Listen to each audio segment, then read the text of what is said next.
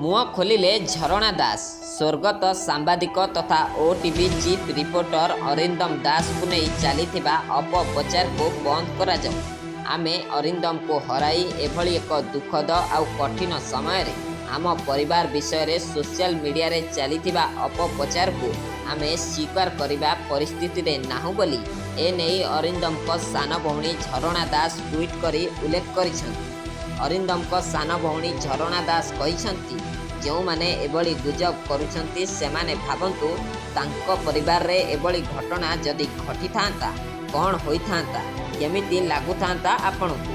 दया करी काहारी दुखद घटना को नहीं मजा करिबा बंद करंतु बोली ट्वीट रे अनुरोध करिसंती अरिंदम को सान भौणी। एहा सह कहिसंती लोकंक ठारू आम परिवार आर्थिक सहायता लोड़ुचंती बोली सोशल मीडिया रे प्रसारित मिथ्या खबर को विश्वास न करने को अनुरोध करिसंती।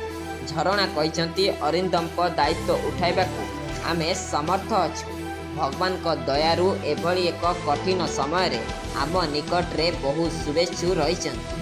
आमर एक यौथ परिवार और समस्ते निज निज क्षेत्र रे समर्थ और मो बापा जने सचोट बैंक अधिकारी थिले।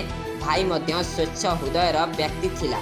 से टंका पछरे न गोड़ाई सबुबले काम को अधिक गुरुत्व दे आसुथिले। अरिंदम को पत्नी और पुओ जेभली एक सम्मानजनक जीवन यापन करिवे सेतिपाई आमे सक्षम अछु। Bureau report times world Odisha.